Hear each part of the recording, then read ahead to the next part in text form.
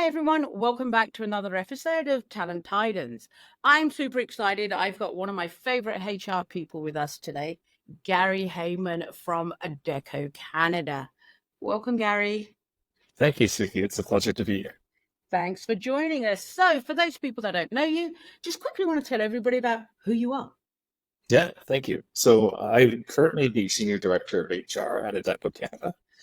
Collectively, I've had over 20 years of HR experience working for organizations such as Walmart Canada and also in the home building construction industry. So a good variety in terms of industries and experience that. Excellent. Now, HR. So, what I love about your background, and I really want to talk about this in a little bit more detail. The last 2 years you've been with Adecco staffing. Prior to that, you were on the other side of the table, right? So you were working with staffing business partners and what have you for it. So you were the client, right? Yes. Now that you've been in this industry for like 2 years, what are some of your observations? And actually, I'm going to put you on the spot here. What are some of the misconceptions you had about staffing potentially before you actually joined Adecco? That's a great question. I think, previously, as you said, being on the other side of the table, working with people such as yourself and other organizations, trying to find out talent and understanding the challenges around talent and what comes within that. Being on this side of the table, so to speak, within the staffing industry, it's a complete reversal. And yet there are so many similarities from HR practices remain consistent, from industry to industry in a lot of different ways. And yes, our job really is to create opportunities for people to find work. Yeah. So we're working to get them the jobs and the careers that they're looking for. So it's sort of the commodity becomes talent Yeah. versus on the other side, the commodity could be the industry that you're working in. So it's a very different game when you're working with people because the variable, obviously the biggest variable I would say in any industry is talent. Yeah. And so how do we separate ourselves and really, put ourselves at the forefront for people to want to come to work with Adecco, both as an organization, which we refer to as our colleagues, and also as an associate in terms of helping them find work. So you're balancing out those business needs as well as the needs of people, as well as other organizational needs outside of Adecco. 100%. I love the way you put it because when you're, for example, at Walmart, your focus solely, and correct me if I'm wrong, your focus solely is your internal hires, be it full-time, part-time, be it Exactly. seasonal staff, right? Attracting them and their well-being. You're in control, in other words, Mhm. right? Whereas now, yes, you've got all of that for the internal Adecco hires, as you said, your colleagues, but now you've got this whole workforce Yes, exactly. also looking at you, right? So were there any misconceptions you had about the industry? And now you're like, oh, I think for me, I don't know if it's a misconception or just awareness to the size of the okay. the temporary workforce and the size of an organization such as Adecco. I was actually speaking with somebody internally recently, and when I look at the comparables, so as I mentioned previously, we have our colleague base who work directly for Adecco. That could be in finance, that could be in HR, in different functions such as sales and so forth. It only represents just over 5% of our total workforce. 95 or 90 to 95% are our associates working for other industries and helping them find work. And so when you put that into scale and understand kind of where we need to continue to drive our focus, while we have a business model to operate, we have this large contingent workforce that we are helping and securing employment for. And our goal is retaining and growing that workforce. And that becomes the challenge. It's such a competitive market, as we know. And so, trying to define what separates Adecco from competitors, what's our value proposition that we offer to organizations? So it is this, if you ask about some misconceptions, I think it's just the grand scale of the world in and of itself of the workforce. It's incredible to see how many people are looking for work. And it's also enlightening. I would say it's enlightening and Mm. rewarding to help them. Honestly, somebody comes into one of our branches or reaches out to us and we're able to get them on the job within 24, 48 hours, get them work as they come in, or with their new immigrants coming to your country, helping to find that. So it's a very different industry. And yeah, it's also very, very similar at the same time. Yeah. And I know it's a cliche, but here's the thing: we literally impact people's lives. So, There's those individuals, unfortunately, who if they don't work, they don't earn. They don't get anything.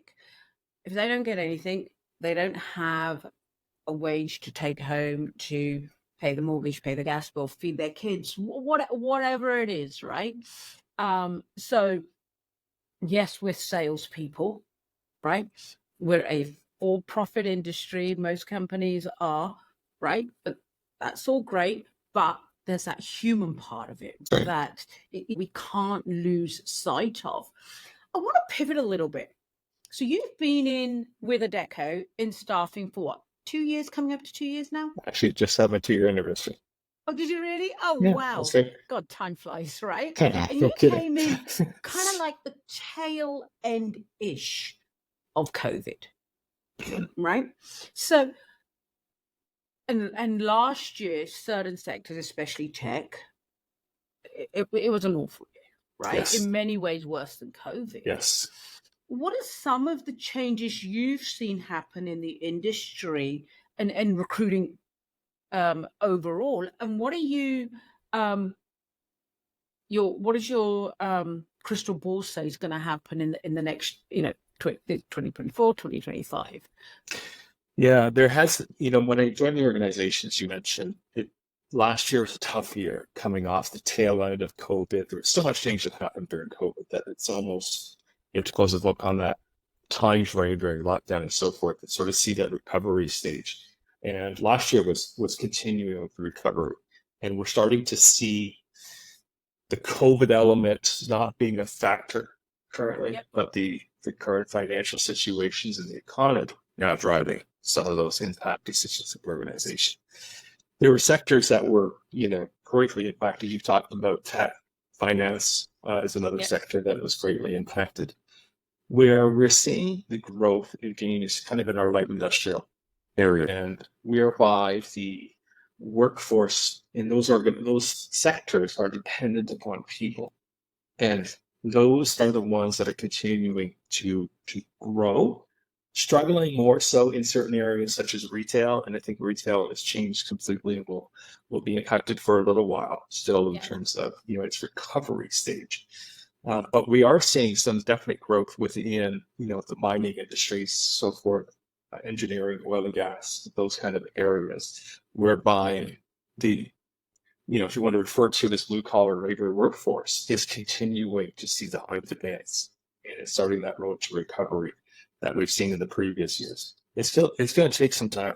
I honestly think we talked about that crystal ball. I still think we're a few years out. We see a recovery. I think a lot of that will be factors within our own economy here in Canada and global Yep. economy. I think that recovery stage, controlling inflation, getting costs back under control, will be a huge component in terms of growth for many, many sectors. Right now, I think a lot of the industries and companies are being very cautious. Be very cautious in terms of where they want to invest their money within towns. And to be frank, this is actually something, and Suki, you can relate to this, something within our staffing industry that can actually be a good solution, Yep. whether that is a temporary workforce, contingent workforce, something along those ways whereby the bigger companies don't take on that necessary cost burden, direct cost burden to bring them in, and we can help them through those times of need, whether that is on a temporary basis or a full-time basis. Yeah, and I totally agree with everything you just said there. And yeah, it's funny as you were saying about how staffing the industry can help um, companies with that, managing their costs without compromising their business. Because sometimes we know companies go so lean, and that has other knock-on effect. But you're right. Is that something, and again, I'm putting you on the spot here and I apologize, It's but okay. It's all is good. that something now that you're in the industry, you're more aware of Yes. how that, I'm not saying you didn't quite think about it previously, but do you think the fact that now you're in the industry, you're like, oh my God, this, if I'd known this the way I know it now back then, it would have made my life so much easier. It's an interesting observation and question because in previous organizations that I've worked for, it's specific to the sector, right? So economy impact naturally. Where are things going? What is happening? Trends in the world? Where are people investing? So on and so forth. But we're hyper focused within that sector. So over the staffing industry, the sectors are this, like they're just A to Z. And so when you're working with organizations from literally financing to oil and gas and everything in between, each one of those has its own impact areas within the economy.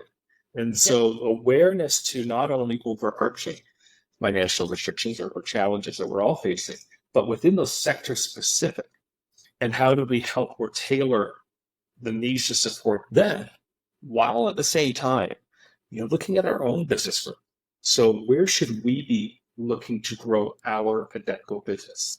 What sectors are up and coming? You talked about tech earlier. Is it a wise idea to go after tech right now? It's a great question. Healthcare. A lot of demand for healthcare that we're seeing right now. And so getting into that space, looking to grow within the healthcare sector and tailoring our needs in terms of, the agility and ability to kind of pivot where we need to go. What sectors are kind of in a holding pattern, what are growth, and what sectors are declining. And so when I think coming into the staffing industry, the general awareness across all businesses is a key area of understanding. And that's something that I honestly would not pay as much attention to in the past. And so now it really is about, being very aware as a country in terms of where trend and globally where things are headed. There you go. Just now think of it as a country. That's right. And you're right, because Adecco and a number of agencies, whether they're the size of Adecco or a small private, with technology and what have you, they're still recruit. They have the ability, let me put it that way, to recruit across Canada. Yes. They may not have bricks and mortar in each location, right? But you're right. It's thinking about us collectively, the royal we, the country, rather than, as you said, based on the industry.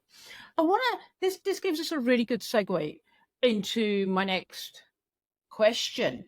So you joined tail end of COVID and all that chaos, and we were just beginning to coming out. We're just beginning to say, okay, this is not normal, but okay, this is how. And then the industry goes like, no, we had the massive hike.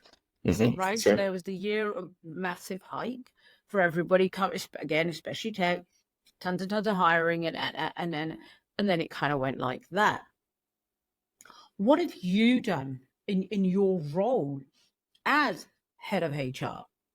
What are some of the things you are doing internally within Adecco to help some of your leaders grow? Right. So when I say leaders, I'm not necessarily talking C-suite executive. I'm talking, that succession plan, right? That branch manager who has huge potential. What are some of the things you've implemented and found have worked? I would say there's a couple of things, and it all starts with, I'll get to your answer. I'll go a little bit of a detour to get there. You have to, in an organization, and that goes no different. It is really helps to find the culture, right? What is our culture? Who are we? What's our employee value proposition that we offer?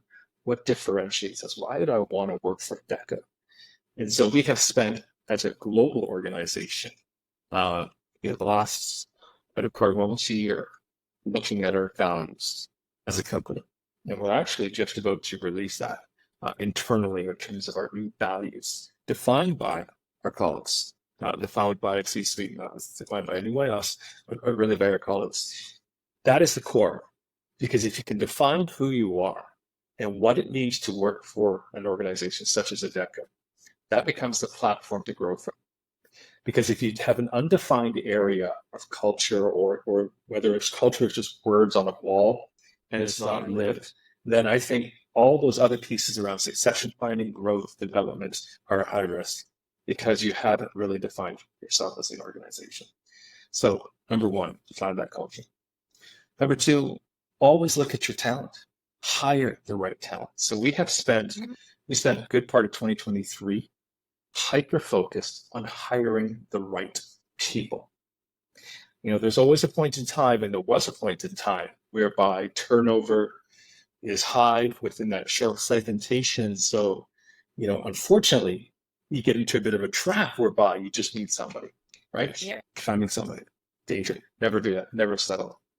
And so working with our leaders and managers throughout the organization, from branch managers through to the executives, to define what that recruiting process needs to look like. How do we ensure that we're bringing the right people into the organization? So selection. Next becomes retention.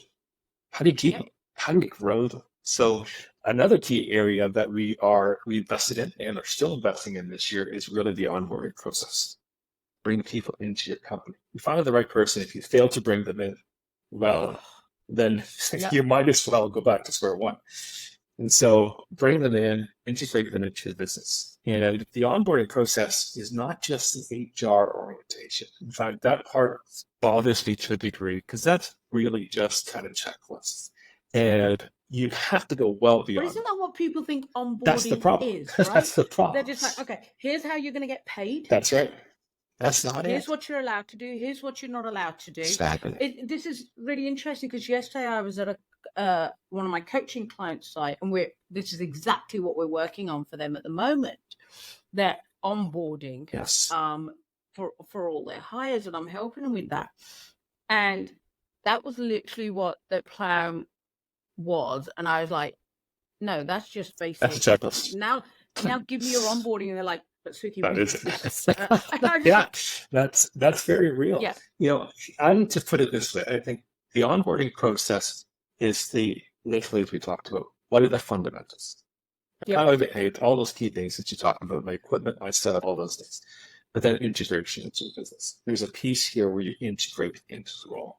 Oh, I love that. And it's almost like I use the example of a relay race. You have the baton, and you bring them into your company. And so the orientation, onboarding piece occurs, and it can occur over a period of time. But you have that baton. And then as you pass them into the business, the integration into the business, you can think about a relay race, there's that overlap where they're running. Yeah. And they pass the baton and they run together, and then the next runner goes. Okay. Yeah. That's how we need to start thinking about bringing our people in. Hold their hands, bring them in, integrate them into their role, into the business sector. Work with maintaining that business relationship until it's firmly established, and let them run. And then the key points from there is the check-ins. How do we ensure we check in? And I'll share with you, Suki, we have had that focus for 2023, and it's incredible, the results. Our retention is at, and in fact, I just reported it for February this week.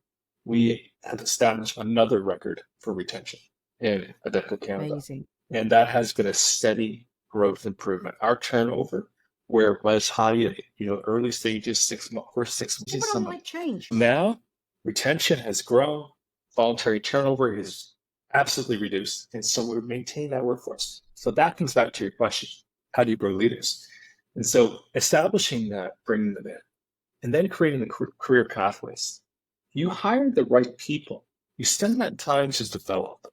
You bring them in terms of the intimacy model. You share them through things such as, traditional HR, succession plan, talent reviews, the openness to really share talent across the business.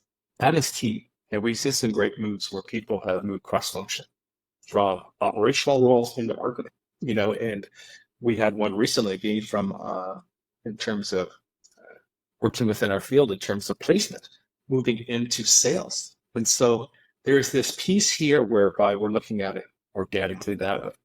And then the next thing that I think that makes us unique at Adecco is we are part of a larger group here in Canada. So we have Adecco General Staffing, which I work for. And then we have the Adecco Group, and that's comprised of LHH, of CODIS with Statca and for CODIS, and then Adecco. And so we are now seeing cross-pollination, which is awesome. And so being an organization such as our size and the complexities and abilities to navigate, the opportunities are endless. And so if you open those doors, you empower the people, you take that ability for somebody to learn, equip them with the knowledge, and then reward and recognize. That I think is the key to our success. And we're just at that beginning stages now. And I honestly feel as we've seen that retention grow, that we'll see the same thing grow within our leadership capacity. Absolutely. And I've had the privilege of actually seeing that, being one of your business partners. It's really interesting because as you were talking about change, and I said, people, a lot of people don't like change. I see companies, and I'm sure I've made the same mistake at some stage, right? Where it's like, no, this is how we are changing. Get with the program. We're trying to focus because look, if the ship is sinking, or the ship will sink if we don't do something. As much as I don't want to upset you, and you love doing this way, the collective royal we got to pivot. And I think the mistakes companies make is they don't, and I want to be clear, we don't always have a luxury of time, right? And it's giving people an opportunity to adapt, right? Because a lot of us, some employees sit in a place of fear. Oh my God, all of these changes. Oh my God, all these changes. I'm going to lose my job. Yes. Right. And that fear kicks in, right? So I think one of the things we need to be mindful of is giving people, I'm going to use it loosely, a moment. Mm-hmm. Yes. And that also comes down to communication.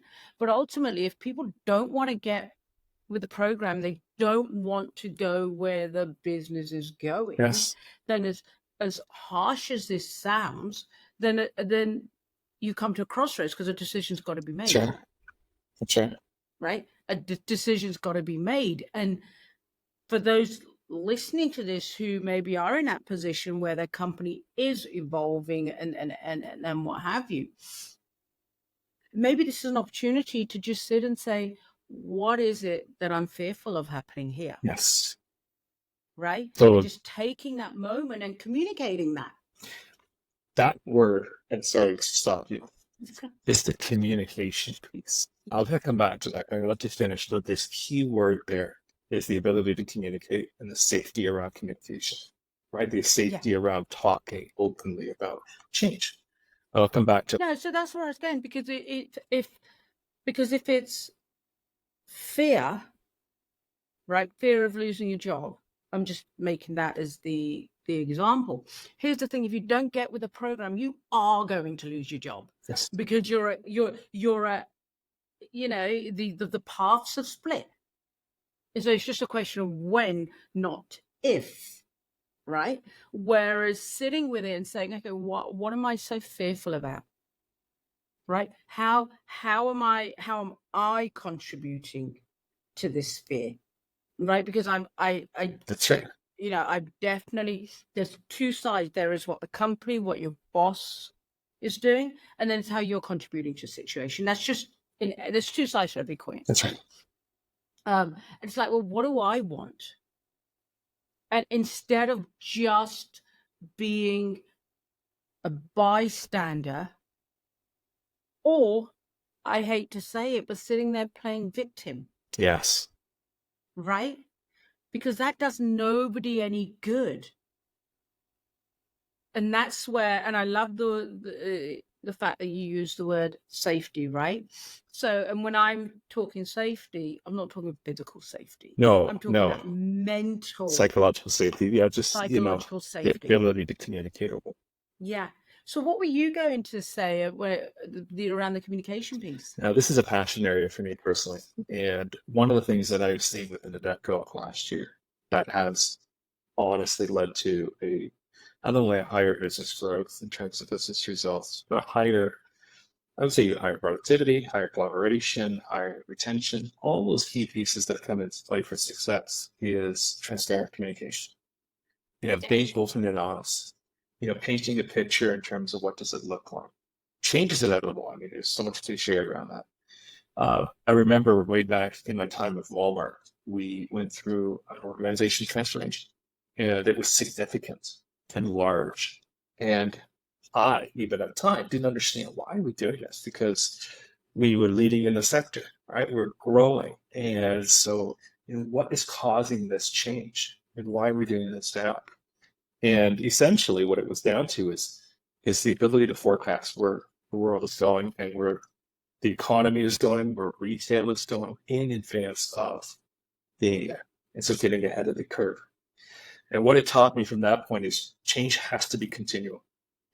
Businesses are evolving, businesses continue to grow.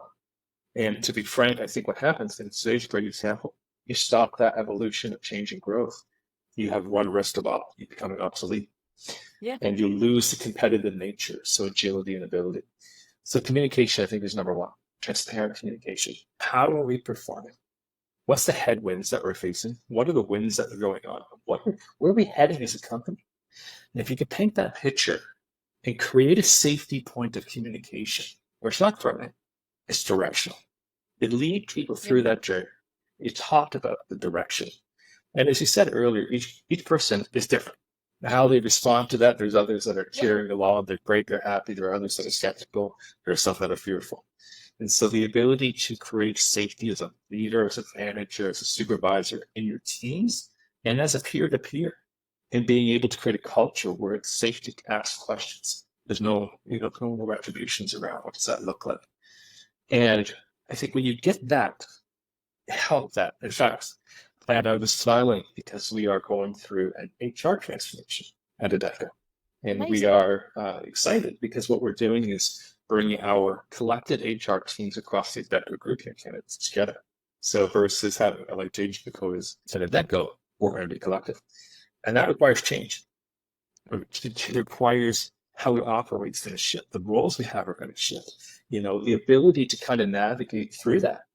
And so it's about creating that open conversation. And people are. Some people are nervous. Some people are asking the questions. Sometimes it's about that individual self-doubt. And that's okay as well. And ultimately, our goal is to bring people along that journey, right? Be part of this growth. Be part of this change. Secrecy is high risk. Don't share. If you just change, people don't understand why. Either they don't get the buy-in or they get nervous and they exit themselves. They make a decision. But if you can paint that picture in transparency all throughout, and if somebody then says, and I think it's important for that reflection, very important, give them space, give them time. Allow them to think this through. Allow them to come back and ask the questions. Give them that moment. Right? And the moment can last. Needed. Right. Yeah. And ultimately, if the person decides that that direction's not where I want to go, there's nothing wrong with that. There's not. We need to remove exactly, and we need to remove the taboo around that. We need to create an opportunity for people to say, I appreciate where the organization's going. It's not aligned to where I see my career. Fantastic. And that's okay. It is perfectly fine. So then how do we help? Because these are people. These are our peers. These are the ones we want to retain and keep in our company. And so if they decide that that's not for them, ultimately, that's okay. How can I help you in your transition to something new? Right? What does that look like for you? The company the size of Adecco, I don't know whether it was before we started recording, but you were talking about somebody that moved from the field into marketing, right? Now, the changes in the field, for lack of a better word, were not in line with this individual, but the marketing, so the company leadership and the culture, there's an alignment there, but there was not an alignment in the role. So you're able to help them move. So it doesn't necessarily mean leaving the company. No, don't leave the company. Right? It doesn't necessarily have to mean that. What disappoints me in that case, it wasn't that they weren't aligned. They were looking for something to change. They wanted to change. And they were intrigued and had an interest in marketing. And so, again, safety in communicating to your leader, your manager, Yep. to say, I'm interested in learning more about marketing. And then opening up a facilitation of conversation. Don't protect your own people because you don't want them to grow. And so we helped, facilitate that.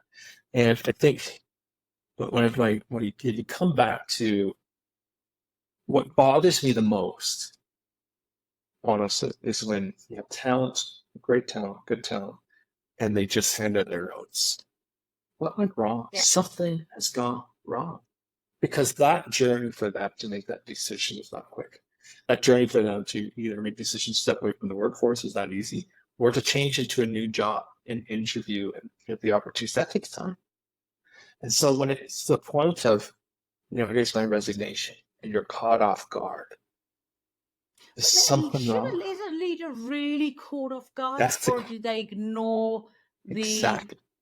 signals? That's the part that frustrates me because there are Yeah. pieces in there. Do you know your people? Do you have that relationship, that safe relationship?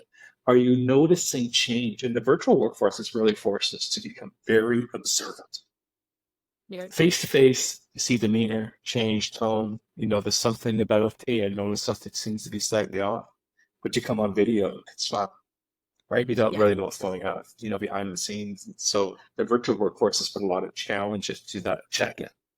So that's where the communication and all those key things are hyper important. And so when I say what frustrates me is because there has been things likely along the way. And for some Yep. reason, you either not paid attention, you've not checked in, you dropped the ball somewhere, I feel. And I think, when you finally talk to somebody, why are you leaving? There's a great likelihood it's for something that we could have helped and supported with, right? And so you Yeah. lose talent. Talent is the biggest commodity. It's no cliche forever. It is more so now than ever, right? Find Yeah. the right people, keep them, hold them, grow them. I mean, it's a simplistic model. And so, Yeah. that, And there's going to be, as much as we can do all the assessments on the planet, ultimately it's people, right? So I think there's the other part of it, and that says sometimes we hire, people accept jobs in good faith yes, based on the right. So I always say we have the world's most unreliable product people. that's We change our minds, circumstances change, fear gets in the way, or suddenly your spouse it's just been told they're going to be lose their job, so now you're fearful and and what have you. And that happens, yes, right? That's it's just reality. but that is just reality, right? But you're right, it's retaining that talent and bringing in, again, cliches and HR best practices. Honestly, a lot of them are outdated, right? So what I love working with you, it's just you're willing to look at things differently, Yes, because ultimately, I go back to it's a profit making business, yes, right? So HR has the privilege or disadvantage, depending on what the topic's going to be, but to sit in that place, because ultimately you have to look after the welfare of the people, that's right. right? Make sure the right talent is coming in, etc., etc. But you also have to look after the business Yes, needs, because if you're spending more than you're making, the business is losing that's money, right. right? So it's that business need. Yes. I think there's always pressure for operational efficiencies, right? And this is kind of what you're, Yeah. you're talking about is, how do you balance productivity, efficiency, margin, and a profitable drivers, all those key things with the people. And so, ensuring you have the right size for your organization, you got to be careful where you're investing in, what areas or what sectors are you investing within your own business, and ensure, because we can be responsive, especially in the staffing industry, we can be you can see a huge change uptick, but is that a stability that's going to hold throughout the year, right? Because you're going to have some volatility within some of the businesses that we support. And so, really having that forecasting ability to sort of look outwards, where do we need talent? What areas do we want to invest in? Pulling those levers right, in terms of the gift there. But we are a business, and we can never, Yep. you never lose sight of that. And so I think there's this piece here where, we had to right size our business last year at times. And we're in a great spot right now. I feel we're in a real sweet spot whereby, we have the right people, right? It's the whole thing. Right people, right time, right skills. Simplistic as that. But we're in a good spot today whereby you've got to be able to continue to evaluate that workforce. And attrition will take care of some things. I always say if somebody leaves the organization, or, if we have to make the really hard decision to let somebody go, the opportunity to reassess your business needs presents itself. Don't be so quick just to replace that same role, because 100%. as we look at our areas within any business, is where is the investment coming? And so this person leaves, you may actually want to hire over there. Right. And so that ability to look, so you got to get away from kind of that cookie cutter day in, day out mentality of this equals this. It doesn't. Right. And that's the biggest thing that I've seen in terms of talents. I'm thinking back to, as you know, unfortunately, Dave in our team passed away last year. Unexpected. Yes. And he'd been with us 12 years. And my first reaction when it came back to the business was, okay, we've got to find somebody as good as Dave, right? That was my first reaction. We need somebody. But then we paused. To your point, now a horrible way to get that opportunity, but we looked at it and we said, okay, here's a chance to just is this how we still want to do business? Correct. Are we still going to, and we decided not to. We used that opportunity. Oh God, such horrible. I don't understand where you're coming from. Yes.